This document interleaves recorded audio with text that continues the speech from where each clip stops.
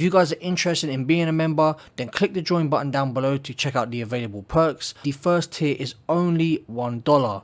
Thank you to those of you who choose to join. What's up, Mod Squad? Welcome to another Division 2 build breakdown video. If you're already subscribed to me, then don't forget to smash that like button, as it really helps push our video into the recommended section, which in turn helps the channel grow. Interaction is a big part of what helps us in the YouTube algorithm, and the extra support is very much appreciated. With that said, let's get into the video, and in today's video we are going to go over my best 4 solo PvE assault rifle builds for heroic content. If you guys want full breakdowns and gameplay for each build, I will tag the original build above, and I'll also timestamp the builds in the description. So with that said, let's get started. Start off with my immortal damage resistance build. Today's build is a 150% protection from elites, 80% red and purple resistant, bonus armor stacking, crit damage, armor regen assault rifle build. This is a ridiculously effective run and gun assault rifle build that once you get, you won't want to use anything else. It's so good you don't even have to use a shield. When it comes to the survivability, we have a lot of it. Starting off with 3% armor regen, 1.5 million base armor, which with bonus armor stacks reaches well over 2 million. The bonus armor is also needed to help counter a talent that works with us and against us. This build has 70% protection from elites as standard and can gain an extra 40 to 80% resistance from all damage, taking that 70% protection from elites up to 150%. How do you get that extra 40 to 80% resistance, you ask? Well, that would be thanks to a weapon that only 30+% of you have.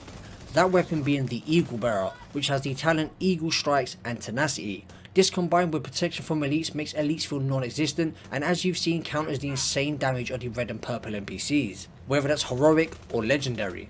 When it comes to this build's damage, we can reach 180% critical hit damage with 60% crit chance, so this build not only tanks but shreds as well. This has been my go-to build for a while now. It's one of those builds where once you use it, you struggle to go back to anything else. It is a pretty difficult build to make for a few reasons, as you'll see in the build breakdown, but in my opinion it is well worth it and one of, if not the best AR builds in the game for solo players. And with that said, let's get into a build breakdown. Right guys, getting into the build breakdown, start off with the specialization, and we have the survivalist, and the reason we're using that is because it gives us the extra 10% protection from elites. Now you don't have to have 70%, I would say the lowest you want to go is 50%, that way you can switch out the specialization or you can add another brand set to your actual build. So looking at our prime weapon, it is of course the Eagle Bearer. We went over this earlier in the video. Here is the talent Eagle Strike and Tenacity. Looking at the attachments on this weapon, we have 10% crit chance on the scope, we have 10% weapon handling on the grip, 15% critical hit damage on the muzzle, and then finally the extra 30 rounds in the magazine, giving us a 60 round mag. Moving on to the secondary, and I'm using the Carbine 7 with Killer. Killing an enemy with a critical hit grants 40% plus critical hit damage for 10 seconds. This is all decked out in crit chance as well, guys. We have damage to armor here as well. I'd prefer to go for damage to targets out of cover. This is for those long range beams. This weapon has no recoil and a pretty decent fire rate. The sidearm is actually important. You want to get the Orbit or a weapon that has finisher on it. Swapping from this weapon within 10 seconds of killing an enemy grants 35% critical hit chance and 40% critical hit damage. This is what is going to boost us up to that 180% plus critical hit damage. We have a Fenris Mask giving us 10% assault rifle damage, 14.9% weapon damage, 12% critical hit damage, 6% critical hit chance, and 12% protection from elites as a mod. Moving on to the chest piece, we have a Seska chest piece giving us 10% critical hit chance. This is an assault rifle, so it lacks in crit chance, so we need the Seska piece to make up for the lack of crit chance. We have 15% weapon damage, 5.5% crit chance, 12% critical hit damage, and then 12% protection from elites. Now when it comes to the chest piece talent, you can use Obliterate or Intimidate. I prefer Obliterate because it allows you to do damage at all ranges. Critical hits increase total weapon damage by 1% for 5 seconds, stacks up to 25 times. Moving on to our holster now, we have the first piece of our improvised gear. Improvised gear you can craft at the crafting station. You cannot farm for this, guys, you have to craft it. Mine has 170k base armor, 5.2% critical hit damage, a 6% critical hit chance with a 12% protection from elites mod. Improvised gear gives you extra mod slots for those of you who do not know. Again, you craft these at the crafting bench and the crafting bench only. Moving on to the knee pads, my second piece of improvised gear, we have max armor 170k, 4.2% critical hit chance, 11.4% critical hit damage, and 12% protection from elites via a mod. And then we have the backpack, which is the Memento. A lot of people still don't have this backpack and are still farming for it to this very day. A lot of you are still waiting for the seasons to come back around so you can get it through the reward track, but this build will be here waiting for you when you get it. So we have 15% weapon damage, 170k armor, 1 skill tier, 12% protection from elite mod, the kill confirmed talent, guys. If you want to look at that in greater detail, feel free to pause the video. And then finally, moving on to our gloves. They are the Grupo Sombra gloves, giving us 15% critical hit damage. We have 170k armor, 11.4% critical hit damage, and 4.6% critical hit chance.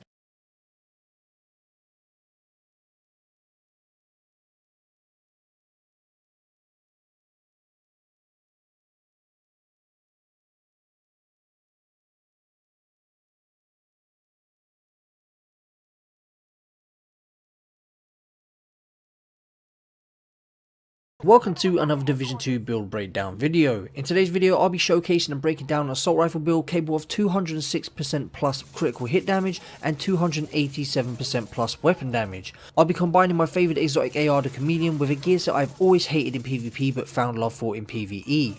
With changes to talents and new exotics being added in TU11, I had to revisit a gear set I used in a build video that blew up. A build I really enjoyed using in a previous update, a build that reached over 70,000 views and received 1.5 thousand likes. The gear set that I'm talking about is Negotiator's Dilemma. Negotiator's 2-piece gives us 15% critical hit chance, the 3-piece gives us 20% critical hit damage, and the 4-piece gives us the Hostile Negotiator's talent. Critical hits mark enemies for 20 seconds up to 3 total marks. When you critically hit a marked enemy, all other marked enemies take 60% of the damage dealt. Whenever a marked enemy dies, gain plus 2% critical hit damage, stacking up to 20 times, or until combat ends. In my last Negotiator's Dilemma build, I used the Bloodsucker Intimidate combo, which made it an all-out run and gun build. You had to kill to survive. Today's build is going to allow us to do the same thing, but also allow us to play from medium to long range as well, as I know not everybody likes to play the run and gun playstyle or can adapt to it. The reason we'll be able to do this is because we'll be using the chest piece talent Obliterate, which gives us a lot more consistent damage from 50 meters onwards. When it comes to the survivability of this build, we have 2 options, or 3 depending on the specialization you use. If you use the gunner specialization, you have 3 options, 1 being 10% armor on kill, which is something better than nothing, 2 will be 30% bonus armor on kill when you pick up a trophy, and 3 will be 3% armor regen. Both of these buffs we get from the exotic memento backpack short and long term buff. If you don't use the gunner, then you're left with bonus armor and armor regen. Now, what's great about these 2 options is they allow us to have 2 different playstyles. Bonus armor will allow us to run and gun playstyle, and the armor regen will allow us to have a slower, more sat back playstyle. The only thing is with the run and gun playstyle is it's a little bit more risky because we lack armor on kill and have to solely rely on bonus armor we pick up. With that being said, this build is great for doing heroic control points, which you need both playstyles for. I know a lot of people in the comment section have struggled with the run and gun playstyle when it comes to heroic control points, so I've made a build that gives us the best of both worlds. This build works for all heroic content from missions, bounties, control points and open world activities, whether it's done solo or in a squad. Before we get into a build breakdown, I just want to say I have noticed a lot more of you taking my advice with the Chameleon, even those of you who at first turned your nose up at it.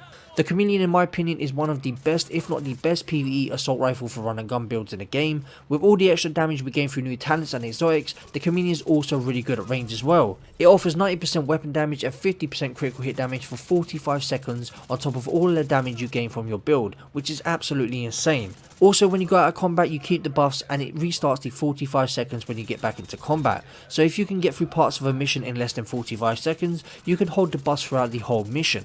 A lot of people complain about the buffs and how you get them, but it's honestly not that difficult. I think it's more the issue players don't like to work for their buffs. In my opinion, the Chameleon's talent is way better than talents like Close and Personal and Killer, Strained or Optimist. It offers a lot more damage and the buffs last a lot longer as well. The only real downside is building up these stacks to gain the damage buffs, but if you play smart, have good aim, it won't be a problem. So now I've spoke a little bit about the build, showcase a little bit of what it's capable of, let's get into a build breakdown. Moving on to our gear pieces now. So the first piece of Negotiator's Dilemma gives us 170k armor. Usually that would be a red core attribute, but I switched out for armor. We have 10.5% critical hit damage, 11.9% critical hit damage via a mod. Moving on to our chest piece, which is a Fenris chest piece, giving us 10% assault rifle damage. We have 12.5% weapon damage, 3.8% critical hit chance, a very low roll, and we have 10.9% critical hit damage, and a mod giving us 12% critical hit damage. The talent we are using is Obliterate. Critical hits increase total weapon damage by 1% for 5 seconds, stacks up to 25 times. Using this talent is going to allow us to have better damage at range. Moving on to our holster now, and we have 15% weapon damage and 12% critical hit damage. And then we have our backpack, the Memento backpack, the new exotic added in TU11. We have 15% weapon damage. As you guys can probably see from previous videos, I did re-roll it. So we have better weapon damage, higher armor at 160k. We have the 1 skill tier, and then I have a mod on here with 11.5% critical hit damage. Moving on to our gloves, we have the core attribute roll for 170k armor, and then we have 11% critical hit damage. Now as you can see, I have rolled blues onto my negotiators pieces. This is just so we can get the, you know, the extra armor, the bonus armor whenever we pick up a trophy. That's going to add up to the 30% like I said earlier, so that's why those pieces were re-rolled. Moving on to the knee pads, we have 14.8% weapon damage and 12% critical hit damage, and that is it for every piece of the build. If I could change anything, I would probably go for one more blue, because I feel like it's a good balance to have around 40% bonus armor. And that is pretty much it for the build, guys.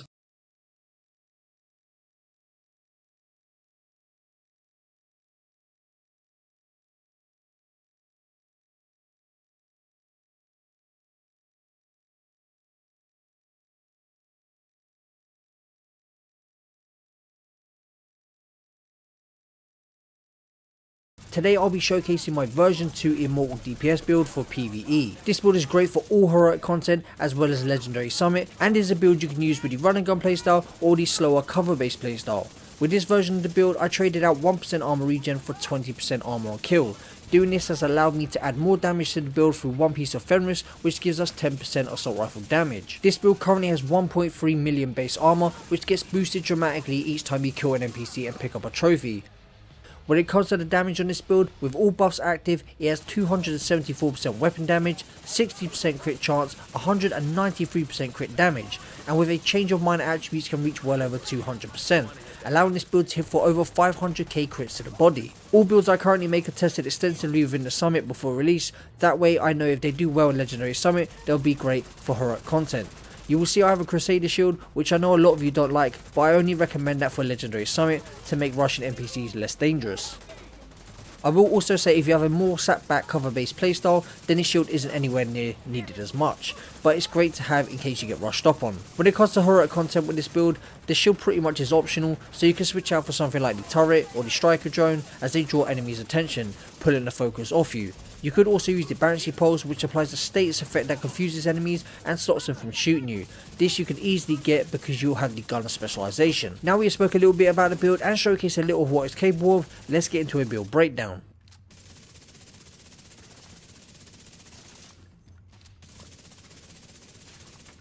We have the Chameleon, of course, at 83.9k base damage, 900 RPM and 15 a mag. This is a weapon you guys voted as your favorite, your most favorite in the game. I did 2 separate polls. I'll probably show this somewhere in the video.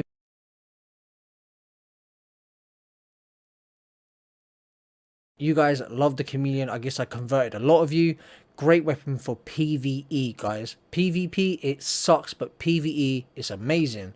So it's near enough a maxed out one. We have a little bit of a lower roll on the crit chance. We have the adaptive instincts talent, 30 headshot squats plus 20% critical hit chance and plus 50% critical hit damage for 45 seconds. If you can clear floors or rooms in missions within 45 seconds, you will keep them buffs and be able to hold them multiple floors or throughout the whole mission. Hitting 75 body shots grants plus 90% weapon damage for 45 seconds, hitting 30 leg shots grants 150% reload speed for 45 seconds. I have learned you want to go for those 30 leg shots as well. Having that extra reload speed is just too nice. It is way too nice. I used to just go for the headshots and the body shots, but adding the leg shots in there as well and be able to clear those floors even faster because of that reload speed, it's just real nice to have. Looking at the attachments on this weapon, we have 15% critical hit chance on the scope, we have 10% stability on the grip, we have 20% accuracy on the muzzle, and then we have the extra 20 rounds in the magazine. Now a lot of people say they have an issue with the stability or the handling of this weapon. I don't know why. With 10% stability, this gun has hardly any recoil and it has 20% accuracy. And if you're using a gunner specialization and you stand still behind your shield, you get the extra weapon handling from the gunner specialization. So I don't really get how people struggle. This weapon also has pretty good range. Moving on to the gear pieces now. So we have the Grupo Sombra mask giving us 15% critical hit damage. We have 50% weapon damage, 6% crit chance, 12% critical hit damage, and 12% critical hit damage. I know you guys like me to be relatable and me not have max rolls and show that builds perform well without having max rolls, but it's just part of the game now. We're all progressing and it's just going to end up happening. As you can see, I have the 11.4% critical hit damage there that I'm trying to roll higher, and I did the same with the base damage at 15%. So it's just inevitable, really. We have 3.7% critical hit damage and 11.9, oh sorry, we have 3.7% critical hit chance and 11.9% critical hit damage via mod. I've even managed to find some higher mods, and this is a Fenris chest piece giving us the 10% assault rifle damage. Moving on to the talent of the chest piece, we have Obliterate. You can switch this out for Intimidate if you want, because we're going to get bonus armor. Depends if you want to run and gun. I would say if you want to have that medium to long range playstyle, go for Obliterate instead of Intimidate. But if you intend to just run and gun, use Intimidate. Moving on to the holster, we have the Bellstorm Armory holster, gives us 1% armor regen. We have 2 pieces, and the second piece gives us 10% armor on kill. In total, we'll have 20% because we get 10% from the gunner specialization. So 10 from that, 10 from this gives us 20%. So 20% armor on kill is pretty nice to have. It's not a massive amount, but instead of having the 1% armor regen, which obviously is a slow regen, this just kicks in a little bit quicker, especially when you're running and gunning. So we have max armor at 170k, 12% critical hit damage, and then 6% crit chance. Moving on to the Memento backpack. You guys voted it as your best in slot for backpack when I put out the poll. So here it is, and it's just too good not to use, guys. We have 15% weapon damage, 170k armor, 1 skill tier, 12% critical hit damage via mod, and then we have the kill confirmed talent. You guys know how that worked by now. I use it in enough every one of my builds because this backpack is just too good not to use. Why would you use a backpack that say has vigilance and a brand set when, you know, you can have the damage, the armor regen, the bonus armor. You also get skill efficiency, which is 30% passive. It's just, there's so much it gives you passive that can help you. It's just too good to like miss out on. Not saying that you can't switch this out for anything else. I'm not saying this makes the build by any means. It's just, it's going to make it a lot easier for those of you who like to run through missions or farm the summit. If you've got to farm for a long period of time, this is probably the backpack you want to use. So moving on to the gloves now, we have the second piece of Bellstorm Armory, 170k armor, 12% critical hit damage, and 6% critical hit chance. And finally, probably the hardest piece to get aside from the backpack, that being the Empress Guard knee pad. So keep a close eye on those DZ vendors if you're not actually going to farm in the dark zone. We have 15% weapon damage, which I rolled on there, 1% armor regen, and an 8.5% hazard protection. If we had crit damage there instead, that would take the crit damage of this build to over 200%. It's currently just below that because I don't have this roll. And that's pretty much it for the build, guys.